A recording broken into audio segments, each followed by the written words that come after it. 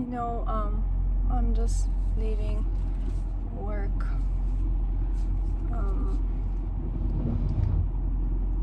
Just finished school, but hi future me. I really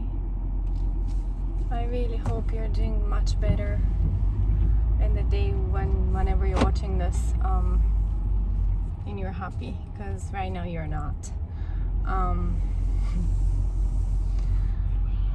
Quite the opposite, actually. I was thinking, people, I know now why people like and are hooked up so much into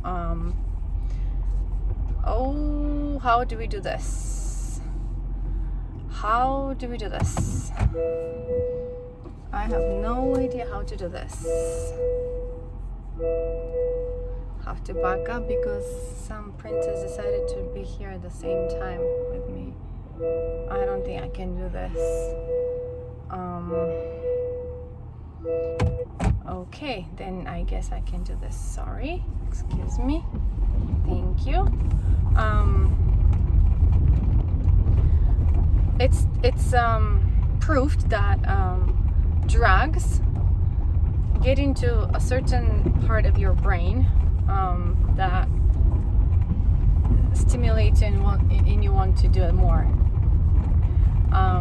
It's the same thing with media, right? Like no social media, but like TV shows and things like that. And I know why. Now I finally got it. Why it's so much more fun to just like you can watch another episode of whatever, because it triggers your brain. Like you want more of it, because one thing why is because it's not your story. It's somebody else's story, and we tend to see our people's stories different than our own. My own story is my own story. Nobody's going through the worst like I do. Nobody understands. Nobody knows how I feel, right?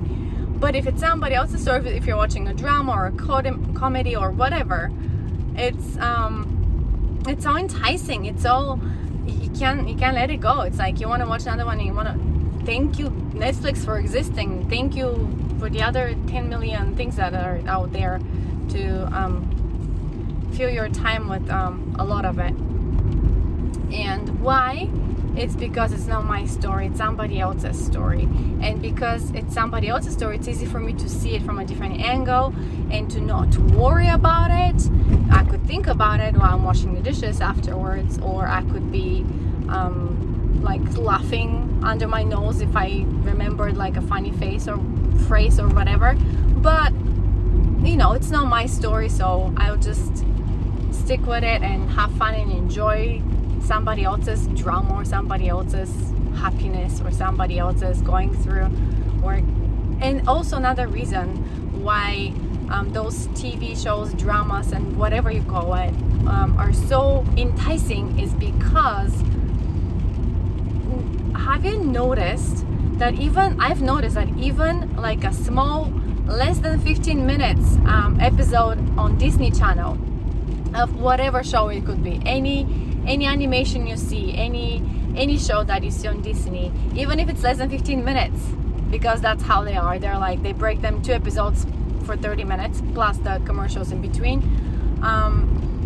So each episode has the beginning, the plot, the main characters, the struggle, what they're going, how it's going to play out, the struggle, and then that they're almost there but they mess up, and then at the end something happens and they make it work out, and it's a happy ending. That's Disney, and that's most of the educational little kids shows and Disney movies and whatnot. Like, I'm not talking about horror movies or shows or whatever episodes, but even in like Marvel or Star Wars animations every episode, let's say the episode is 15 minutes for little kids, let's say the episode is 30 minutes for adults, let's say it's 45 minutes or 60 minutes, like 50 minutes.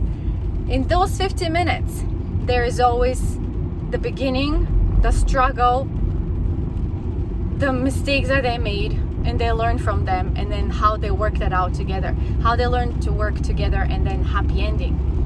And so in your brain, you know from start to the end how it's going to be. Of course, there is like an element that you will continue throughout the story will continue, but within each episode they break it down into those little segments, and they're always the same, in the same order too.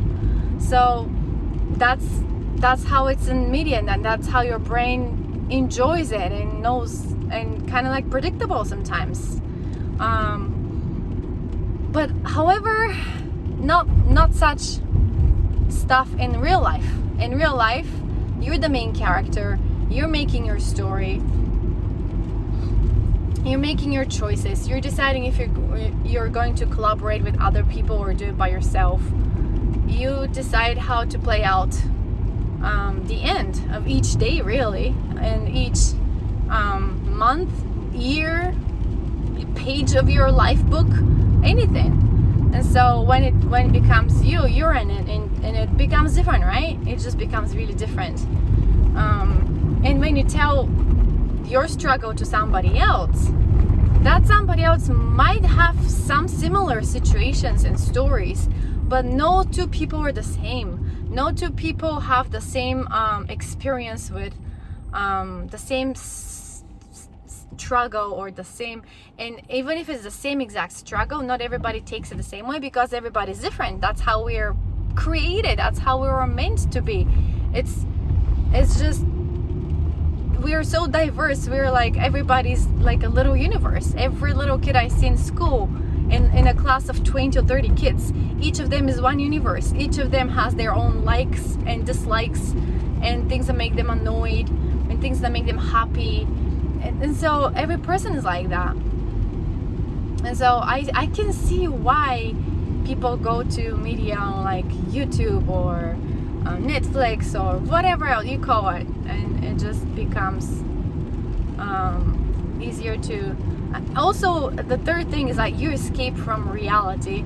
Reality sometimes can be.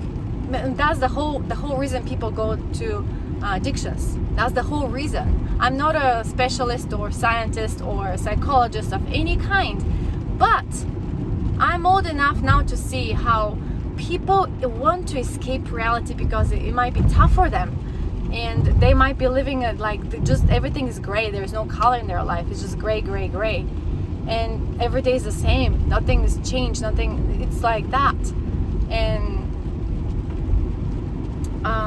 the only way to just escape it or not think about it is grab your bottle of wine or whatever it is, or just sniff some powder, whatever, pills. I don't know what kind of drugs there are nowadays. It could be indulging yourself into chocolate and gaining weight but not caring about it. It could be anything. It could be anything, really. So that's why some people go into the TV, the screen, it's an escape. It's an escape. And so like gaming is like, gaming I think is like the worst of all, to be honest, because it allows you to be in charge, but it's not in the reality that is around you. It's in a different reality. So to be honest with you, those virtual realities and stuff, I bought through the years back this virtual reality game with Star Wars. It was fighting Kylo Ren and Rey, and I think Yoda, and I think Yoda was the first level. So you just have the saber's handle, and it glows in the dark, and you hook your phone into this thing, and it still works, but I just have, my phone is not that old anymore. It's the next generation, so it doesn't really work on my current phone right now. So I have the game and it still works, but I mean, I liked it, enjoyed it, but then it just messes up with your head. Like the first time I put that thing in front of my face, I was like, oh my gosh, there's this black guy in the kitchen with me, and Kylo Ren like all black and like with the red lightsaber, and I was like, it creeped me out. for kids, like, oh, how cool. No, I don't like my brain being lied to and seeing different realities that are not really there. You know what I mean? I don't know. That's just me. Yeah, I don't think I really enjoy those things, but it's number one thing that people try to escape into, and I don't blame them. Sometimes when it's hard, I just here's the thing though, when it's hard and you're a mom of 5 and you have a full-time job, there's no escape. There's no hey, I'm gonna bury myself under my blankets today. No, you can't. You have twins to take to the nursery. You have a job to do. You have to teach first and second graders. Hello, how are you? I'm happy. I'm great. I'm good. I'm hungry. Like those things. I had to do that all day today, and also prepare for 6th graders special lesson and whatever, making PowerPoints like an idiot. But like, you know, it takes my head off my reality, which pretty darn hard right now. Like I wouldn't say I'm in anywhere close to any pink situation right now. It's all black.